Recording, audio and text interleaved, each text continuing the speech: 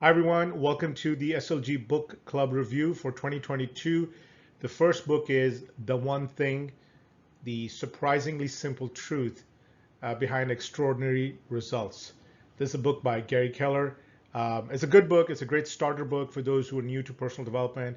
It's got a lot of core ideas explained very simply.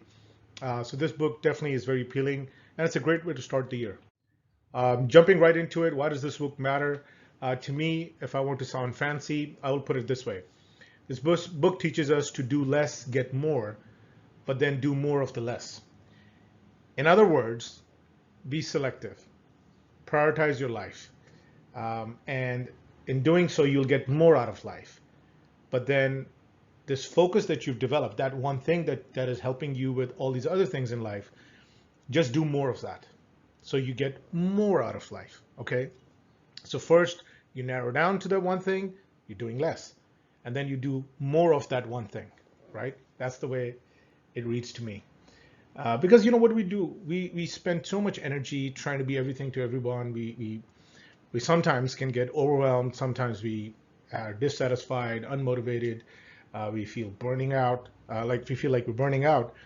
And worst of all, sometimes we face the bad kind of failure, the kind of failure that you can't build upon, that you can't take lessons from, that you only just spend your energy and time, and that's it. And all you're leaving with is just an unmotivated state of mind and feeling sorry for yourself and feeling shame that everybody thinks I'm a failure. That's a bad kind of failure. The good kind of failure is a great teacher. It leaves you with inertia, leaves you with overcoming inertia, leaves you with momentum. You've got lessons, you've got knowledge, you've got networks, you've got this sort of new way of thinking. Your mindset is improved. You believe in yourself. That's not a failure. That's just a lesson. So you would want that. So I think by focusing, you're not running into the walls too many times and then realizing that you can't break through any of them and you feel just burnt out. You don't want to do that. So do less so you don't run into that many walls. Focus, be persistent, focus on mastery to get extraordinary results. So if you're good at something, you'll get good results. But if you are exceptional at something, you a master at something, you will get extraordinary results. So this book is about how to get extraordinary results, not good results. It tells you to be selective. So if you want to stand out, right, you got to narrow down. So you got to be selective, you got to prioritize, which means other things will be deprioritized, which means in those areas you might feel a bit chaotic, and that's okay. That's part of life. There is no such thing as a balanced life. One interesting idea in this book is that you have to counterbalance life. So meaning that in one side you start working too much, you start draining out, you move to the other side, you relax, then you move back out. So there's no balance as such, it's counterbalance. And that's okay. So you will run into chaos from time to time. I mean, I personally think practically you can't have a fully balanced life. So I think that's a very important point. The other thing is let your one thing compound, the domino effect, that a smaller domino can take down a bigger domino, they can take down an even bigger domino, rather than having a small domino trying to take a huge domino out, right? That's just too much of a difference. So let yourself compound to the point that you can have greater impact.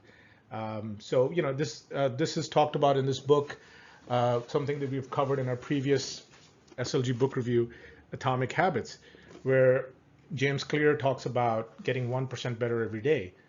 Well, that compounds to getting you 40 times better in a year's time, right? That's mathematics. Now, whether that actually happens in real life or not, that's another thing. So, in summary, why does this book matter? Well, it teaches you how to stick with things to deliver the results. So there's a famous saying that, be like a postage stamp, stick to one thing until you get there, right? So a postage stamp ensures that the envelope gets delivered. So if you commit to one thing and you stick with it, you ensure that you will deliver on the results. All right. Moving on.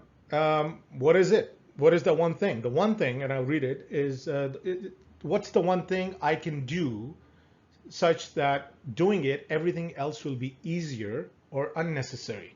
So it goes back to that, think about it, introspect.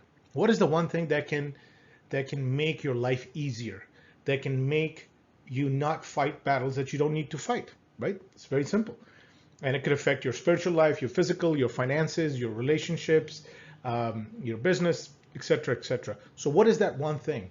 And how to develop that, right? The best way I found it to do is through extreme Pareto, which is by narrowing it down. And what does that mean?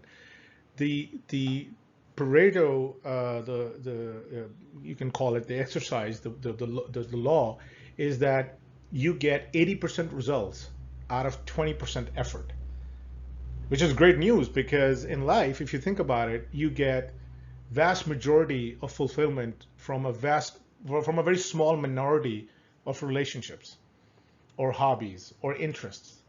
So not everything counts the same. Specific things count a lot more in life. That's basically the takeaway. But in extreme Pareto, what we're doing is we narrow down and then we narrow down further. So he gives you an example. He says, let's list down the 25 things that you are doing in your life, right, that are bringing value to you. Then you narrow down to only 20% of them. So 20% of 25 is 5 things. So you say, okay, well, these are the 5 things that bring a lot of value to me. But the extreme Pareto says, no, take it one step further. Now look at another 20% of those things. 20% of 5 is 1. So that's how you find your one thing. You keep narrowing it down. And some of the top investors, also think about picking investments that can give you the biggest bang for your buck in a similar way. There's a lot of good options, but what is the greatest option at your table? And that you have to be very selective, and you have to introspect, and you have to become very good at knowing the value of things. A lot of people say, well, I can, they'll look at work very similar to looking at their family life, and it's not similar at all. A lot of people pay the price of relationships while their bank accounts are fattening up.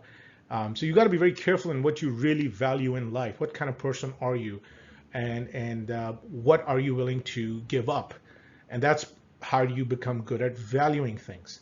Everybody's good at pricing things. We all know the price of I know the price of this pen, and so will you, and so will somebody else. But the value of this pen could be priceless for me if this was given to me by my son.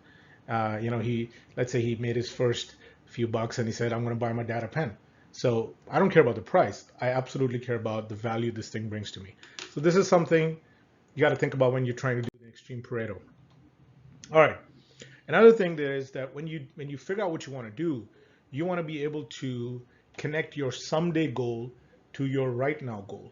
So someday is like, someday I'm going to get there. It's a macro high level goal. You connect it to right now. And the way you do it is you take someday, narrow down to 5-year goal, narrow down to 1-year goal, narrow down to monthly, weekly, daily. And then you say, okay, what do I need to do today to make the daily goal successful?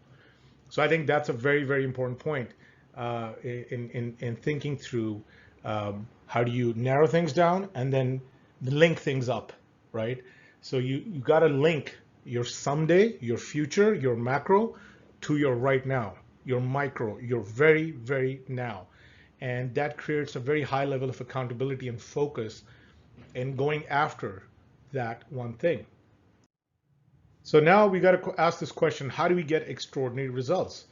I think the answer is simple. What we see at surface level is productivity, is our output, our results. But what's behind it is how we prioritize our lives. And what's supporting that priority is our purpose in life. So I think having a meaningful purpose is very powerful. And that's the fuel that keeps pushing you when you've found your one thing, when you become driven and purposeful. We're very teleological humans. I've talked about this in the past. We need a target. We need a goal. So once we have it, that purpose is what's telling you, aim here versus there. It's phenomenal. Then you know that you're not going to waste your time here. You've got to focus here. And then if you do it, then all your energies are going into the same place.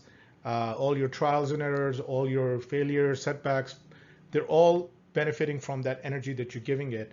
And yeah, that's the driving force in the end behind it. Now, the question is that if you have all this vision chalked out, what does it require on a daily basis? So to me, it's, you've got to really have a mental allocation to how much of the one thing are you going to do in any given day. So in the book, it says, your one thing should take up at least half your time, and everything else is everything else. That's everything else is the other half. And I think that's important because you should live, breathe, eat it, be somewhat obsessive about it, and let that one thing dominate your hours. So, there is no quick fix. There is no shortcut, which is one thing I like about this book, which is if you're really going to go after it, then let it dominate your hours. You can't be, talking up a big game and not backing it up with your invested time, not spent time, invested time. Also, it talks about how to commit to accountability. So, and this is something I've talked about in the SLG group as well, which is, life happens to all of us. Sometimes it's going to be a health issue, it's going to be a financial issue, it's going to be relationships, it's going to be work. Something or the other is always going to creep up. But when life happens, there are two ways to respond to that. You can take 5 steps towards accountability or 5 steps towards victimhood. And when you're driving yourself towards your goals, things will happen, and most people will get scared, right? They will try to run away, and the accountable is very realistic. The person who's accountable lives in reality. He or she seeks reality, will ask the question, what's happening, why it's happening, figures it out, then acknowledges it. Okay, I get it. This is the way it is. It is what it is, right? And then owns it. That person does not defer whatever life happens to somebody else. It's my problem, my issue, my responsibility. Let's grow up and deal with it. And then the 4th step really for that person is, they problem solve. They may be slow at it, they may be fast at it, but the approach is that this is my problem, and I'm going to come up with my solution. And your solution doesn't necessarily mean just by yourself. Your solution means you're responsible for it, you own it, but then you reach out to other people to help you brainstorm, figure things out. But you find the solution. You become the leader in finding your solution. You champion your cause, basically, right? And then he says, okay, gets on with it. Like, let's go do it, right? There's pain, there's disappointment, frustration, whatever. Let's do it. I mean, what else do you have? The only option is either you fight through or you retreat. Now, if you go on the other flip side, I'm not going to go through every step, but you end up as a victim. You're somebody who avoids reality, fights reality, blames others, comes up with excuses, is a big waiter and hoper, if these are 2 words. As in, like, he or she waits a lot and hopes a lot. And in the end, kind of comes across as somebody who's been victimized. And that's unfortunately, that's a weak place to live your life in. So the accountable act, the victim wait.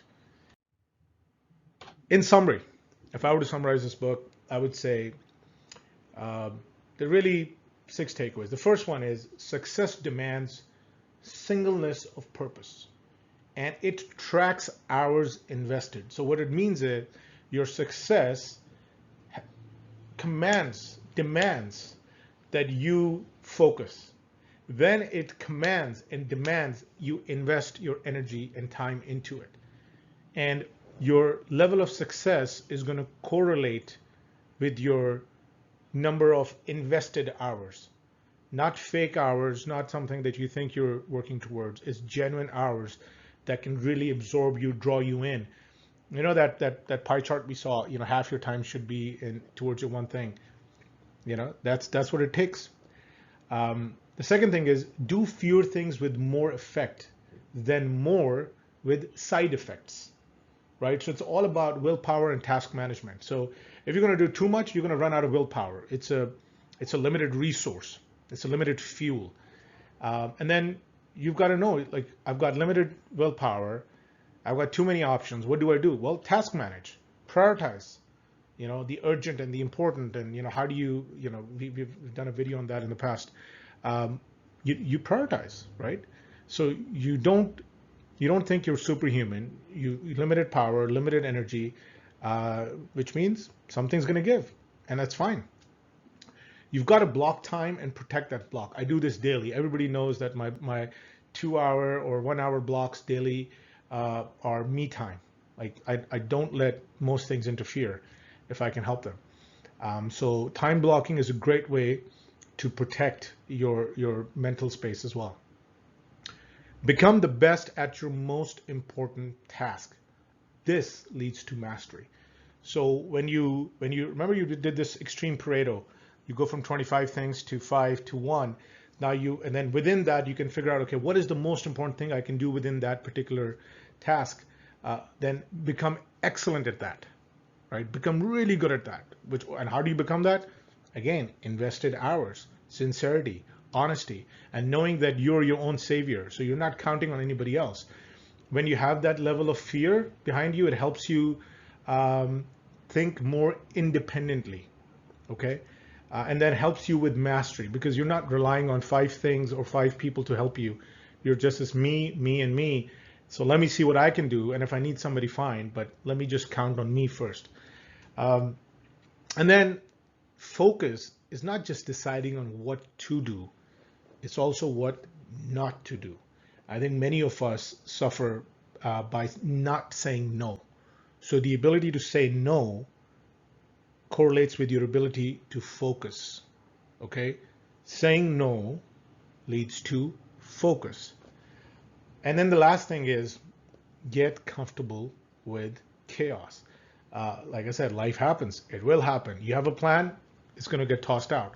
Something or the other. But that shouldn't stop you. That should just help you gather information, step back, plan again, move at it again, right? So just come at it again.